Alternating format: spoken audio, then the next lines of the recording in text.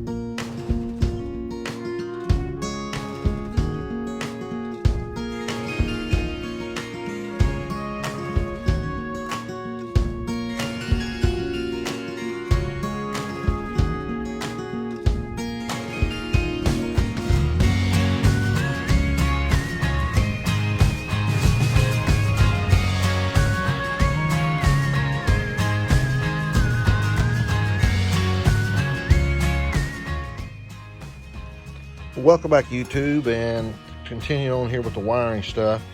Got this old switch panel that came out of the late model, the donor late model we bought for the parts.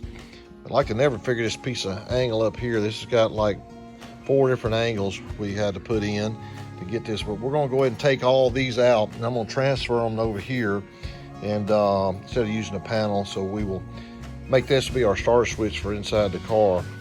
So we'll see how this works out. So we'll get started on this right now.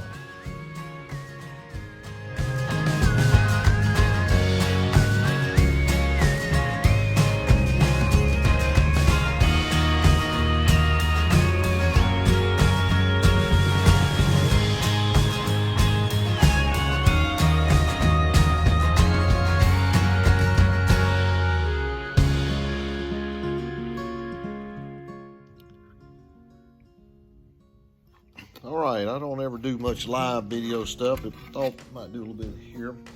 I decided to take this panel. This old panel was kind of dingy. This was out of the late model, the donor late model we bought. And you see how dingy it looks. So I decided I'd go ahead and transfer all the holes over to this panel here. We're gonna make this a separate ignition panel and starter button stuff. So I'm gonna go ahead and try to take this back apart and go ahead and strip the plastic off the aluminum, because we actually can install this once we get done with it here. It's been an incredible busy day out here at the shop. We put the decals on one car, the wrap on it. I sell race car tires on the side, and sold several race car tires today. Then Buddy started working on this ignition, so I'll show you all that here in a minute. We've got all the MSD box installed, the coil, got the solenoid installed as well. And I sold the 602 that was originally in this car. I sold it to a guy down in South Louisiana. He runs at Pike County Speedway, which is over in South Mississippi. And so we had to get that motor ready to deliver to him. I've actually got to go to Georgia next week for work. So I told him I would drop the motor off Monday on my way to Georgia. So I saved him a trip up there having to get it. So we had to pull out the distributor out of it. And we also put the HEI out of the motors in this car here now. We put it on there. So I swapped out the distributors, and then I had to put it on motor stands and wrap it up real nice and tight. That's going to look good, almost like what I planned for it to look like. But we'll go ahead and stick everything together, then we'll come back and we will tighten it up afterwards. Starter button on here first.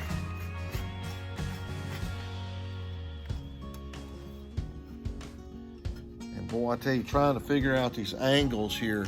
There's an angle here, there's one here, then another angle, then you had to compensate for the down tube when we're going to put this in a car.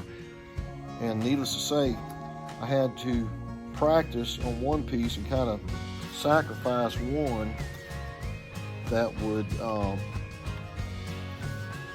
make it so I could see how to do it, basically. But I'm real proud of this piece here, and hopefully it's going to work. I don't mind doing aluminum work, but it makes you feel, when it looks nice. Like my son, his late model here behind me, we'll look at it here in a little bit. He does really good work. My nephew Trent Humphrey, his cars, I mean, all their modifieds all the time just look like show cars. And I just don't have the patience for it, but I really decided on this car I was going to take time. I'm really excited how the interior came out on this car. It really looks nice. Except for I couldn't find the right B-roller piece for it. As my son said, it looks like I got vinyl siding on the side of the car, but yeah, that's all right. All right, get the auxiliary button in here. And all we'll have to do is just put Get a little more slack here for that. Get a little more thread sticking through the hole. Appreciate all you guys that's watched. I don't ever really talk to y'all kind of one-on-one like this, but we got a lot of people watching. And what's crazy, I've been trying to get this channel going, and I wish we had more viewers. I put the one up, I guess a week or so ago, after the crazy ice storm we had down here. That one video has had 18,000 views, and my weekly race car videos only get usually about, I guess maybe, I don't know, 10, I'm sorry, maybe a couple of hundred views a week. And I mean, that's all right, but you know, I'm really kind of shocked. I thought there were a lot of gearheads out there that would really be interested. But we're gonna keep on going, and it's a slow process trying to grow your channel. And we're doing it the old-fashioned way. We're not trying to grow anything by artificially and hire companies that get you all these subscribers and stuff. We're just kind of doing it with E.F. Hutton. We're doing it the old-fashioned way. We earn it, but it'll work out. I appreciate those of you who actually comment. Got a couple of people. I know a couple guys up in North Carolina and all. They routinely. I think it's Rick Cooper. I think Rick. Appreciate Rick watching. If I remember correctly. But he all the time sends really nice comments. I appreciate that. I thought this would be pretty interesting, somebody to watch this stuff. But okay. Get this last one. I'm going to unscrew this screw here, so I can stick the wires back through.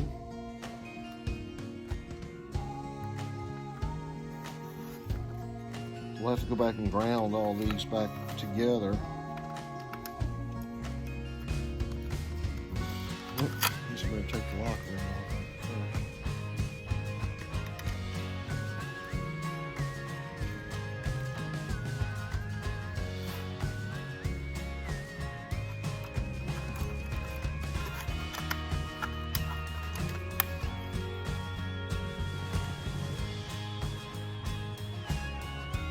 Get that thing turned the right ways.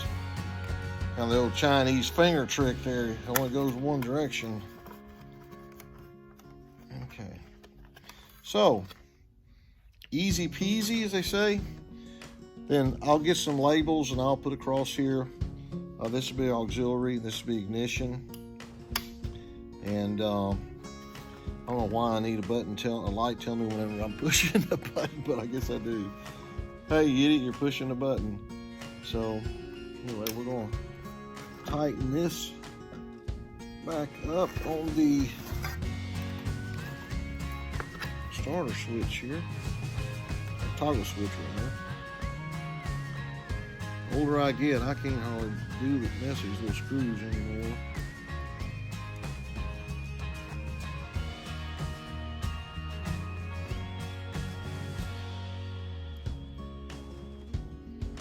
Well, how about that? We got it started the first time. First try. Okay, so we'll get these tightened up here. And get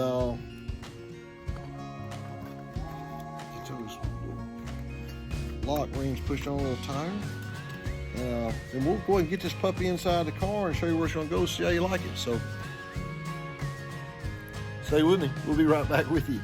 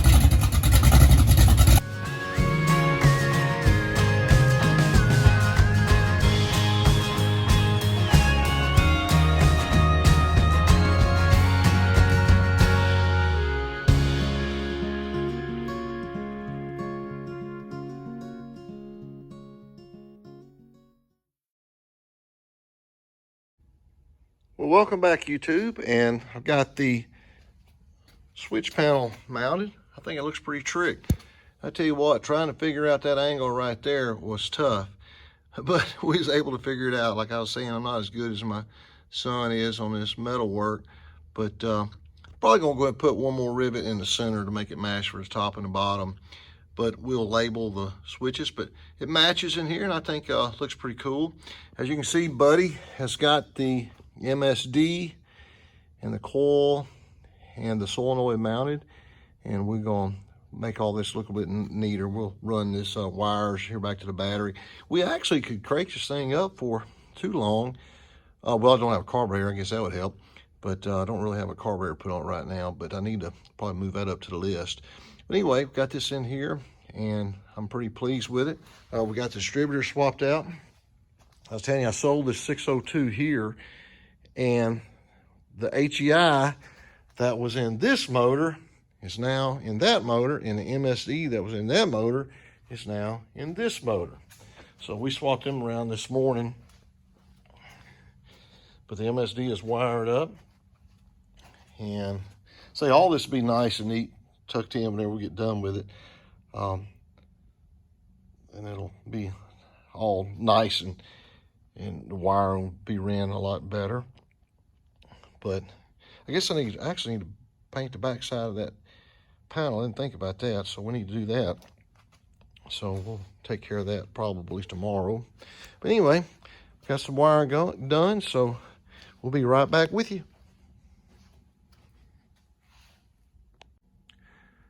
Welcome back, YouTube. Boy, it's been a lot going on today. I've been running a bunch of different directions, but Ryan and Tommy got a lot done on their car. They started doing all the wiring, and boy, I tell you, that is a nightmare. But they've got everything run, and I don't know if you'll be able to see inside here, maybe a little too dark. But got all of his gas lights done. It's a little dark in here. And got the master kill switch mounted. I thought his seat was mounted. That's not mounted yet, so.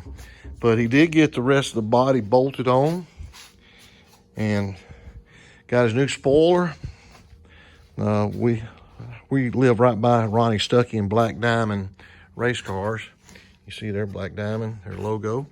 But real nice looking spoiler, got that put on. But I tell you, that sucker looks pretty wicked. He did a really good job on it. Gonna be a real cool color combination, white, black, and orange. And it's got the hood all finished now. It's got all this bracing done on the back of it, you can see.